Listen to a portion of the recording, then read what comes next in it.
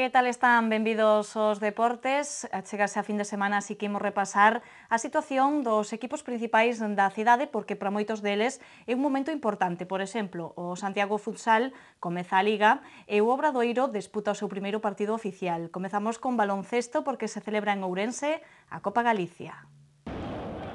Despois de que o luns os xogadores do Obradoiro pasaran o seu día libre rodando un spot coa afección no multiusos de SAR, o resto da semana a pista volveu recobrar o seu uso habitual e os de Moncho Fernández están adestrando coa mente posta no seu primeiro partido en competición oficial. Os santiagueses xogarán o venres ás 6:30 da tarde fronte ao Breogán, na que será a primeira das semifinais da Copa Galicia, que este ano ten como sede o Pazo dos Deportes Paco Paz de Ourense. Esta supón a primeira oportunidade para ver o novo Obradoiro por parte dos afeccionados que se despracen á cidade das Burgas e que os partidos amigables disputados polo equipo santiagués tiveron lugar lonxe da casa. Os últimos, un cuadrangular celebrado en Guadalaxara, onde os homes de Moncho Fernández perderon fronte ao Real Madrid e ao Murcia.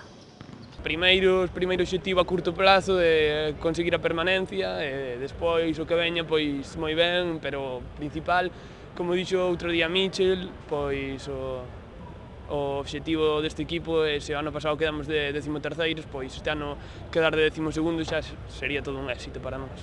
A quen non poderán ver os afeccionados no pabillón Paco Paz de Ourense é o ala pívot Robbie Hummel, que estará apartado das pistas de 4 a 8 semanas debido a unha lesión de menisco. A súa baixa únese a de Bendiguar, que segue coa súa recuperación dende que comezou a pretemporada. Pola súa parte, o checo Pavel Pumpra chega mañá a Santiago para incorporarse aos adestramentos despois de estar disputando o pre-europeo coa súa selección. De gañar fronte ao Breogán, o Obradoiro disputaría a final da Copa Galicia o sábado ás 8 da tarde contra o vencedor da outra semifinal entre o Copa Ourense e o Básquet Coruña. As entradas por partido custan 10 euros. O Santiago Futsal xa debutou en competición oficial, fixo a pasada fin de semana na Coruña na Supercopa, perdeu nas semifinais fronte ao Inter Movistar, pero comeza a Liga o venres, comeza a domicilio. Os de Santi Valladares visitan a pista do Ríos Renovables na Barra. A derrota fronte ao Inter Movistar na semifinal da Supercopa deixou un sabor agridoce no Santiago Futsal, pero sen algo experto este club, teña o nome que teña ou cambien os xogadores, en sacar sempre unha lectura positiva, aprender dos erros e facer borrón e conta nova. Así afrontan os de Santi Valladares esta semana de preparación de cara ao comezo da Liga, contentos pola súa actuación e con ilusión por volver dar a talla na competición regular. Os santiagueses xogan o venres na pista do Ríos Renovables Navarra, onde militan esta temporada 3 exxogadores do antigo Lobelle, os composteláns Rubie Palmas e Charlie. Santi Valladares, que se estrea como primeiro técnico despois da marcha de Tomás de Dios, ten lesionados a Diego Quintela e a Lucho. O que xa está recuperado despois dunha lesión ao final da temporada pasada é Carlos Barrón. Ahora llevo ya 2 semanas con el grupo entrenando, ya está totalmente olvidada la última lesión. Y como siempre, tener que olvidar todas las lesiones, el tema que no es muy gracioso para todo deportista.